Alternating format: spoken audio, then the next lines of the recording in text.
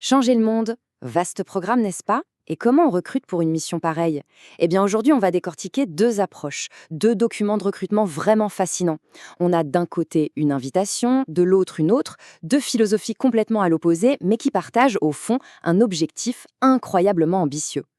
Alors voilà, d'un côté, on a le collectif citoyen pour la participation libre et consciente. On va dire le CCPLC, ce sera plus simple.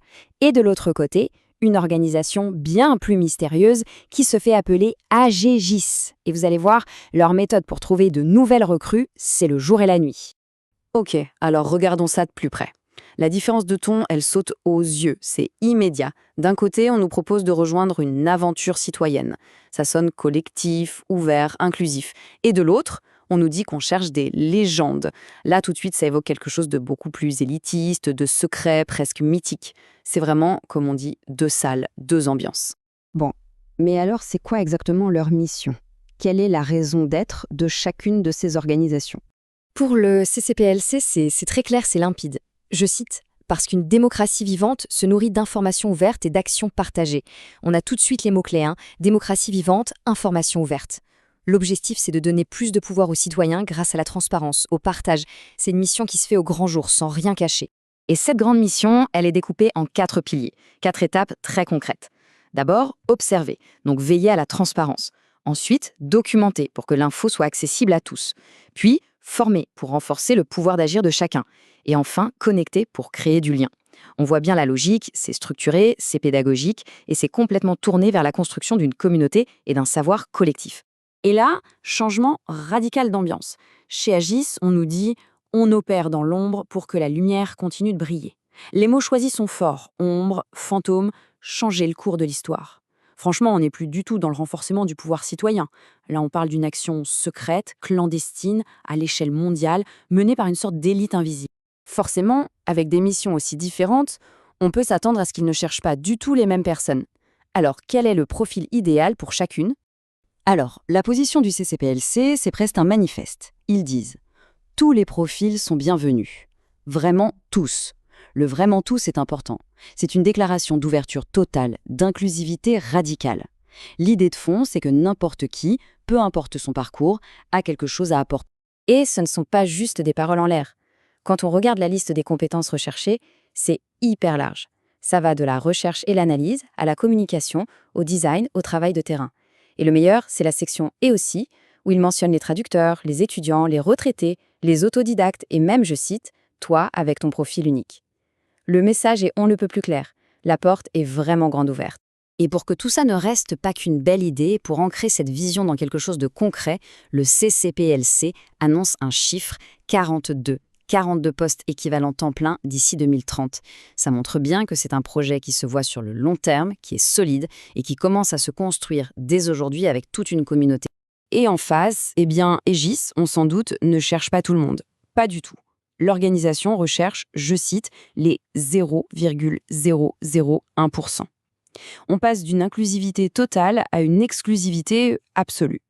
La philosophie est simple, pour eux, seuls quelques individus vraiment exceptionnels sont capables de mener à bien leur mission. Et les intitulés de poste, c'est quelque chose, ça reflète complètement cette ambiance mythique. On ne parle pas de chargé de projet ou de community manager, non, on a des noms de code. Shadow pour l'agent de terrain, Cipher pour le cyberanalyste, Oracle pour le stratège. Chaque poste est présenté comme une légende à part entière. Et ce chiffre vient confirmer cette ultra-sélectivité. Un taux d'acceptation d'environ 0,3%. C'est infime. Le message est on ne peut plus clair. Ce n'est pas juste difficile de rentrer chez Aegis, c'est quasiment impossible. D'accord, mais qu'est-ce qu'on gagne à s'engager dans l'une ou l'autre de ces missions? Quelle est la promesse et quel est le prix à payer? Ce tableau résume parfaitement le gouffre qui les sépare. Côté salaire, le CCPLC propose quelque chose de modeste, dans les barèmes du non-marchand, tandis qu'Aegis promet un salaire exceptionnel, à faire pâlir les géants de la tech. Pour l'équilibre vie pro-perso, chez Aegis, la réponse est directe, n'existe pas. En échange, on nous promet une vie extraordinaire. Et la reconnaissance? Au CCPLC, c'est une super équipe et un impact concret. Chez Aegis, vos exploits resteront secrets. On voit bien la différence fondamentale. D'un côté, la récompense, c'est le collectif et le sens. De l'autre, c'est une aventure individuelle, hors norme, mais solitaire et secrète. Bon, et comment ça se passe concrètement pour postuler? Pour le CCPLC, On va le voir, tout est fait pour que l'accueil soit chaleureux et transparent. Leur processus est une sorte de conversation qui prend son temps. Première étape, hyper importante, ils répondent toujours. Ensuite, ils discutent sans mettre la pression. Puis, ils intègrent les personnes à la communauté, avant même de parler de poste. On construit ensemble et quand les jobs seront ouverts, les membres actifs de la communauté seront logiquement prioritaires. C'est vraiment une approche qui est basée sur la relation, sur la confiance et qui se construit dans la durée. Chez Aegis, en revanche, ce n'est pas du tout une conversation. C'est une épreuve. Un test intense et plein de mystères. Le ton est donné d'entrée de jeu. Phase 1, on postule. Mais on vous connaît déjà. Gloops. Ensuite, ça s'enchaîne, test psychométrique, simulation de crise, puis une évaluation sur le terrain de 72 heures, décrite comme une expérience qui changera votre vie. Après ça, une rencontre avec le collectif, et enfin l'intégration présentée comme un point de non-retour. Clairement, c'est un processus qui est fait pour pousser les gens dans leur retranchement et ne garder que les plus forts, les plus résilients. Au bout du compte, on se retrouve vraiment face à deux visions radicalement opposées de ce que ça veut dire changer le monde. Et ça résume tout parfaitement. D'un côté, on a la voie de l'ouverture. C'est l'action collective, la transparence radicale, le fait de construire une communauté.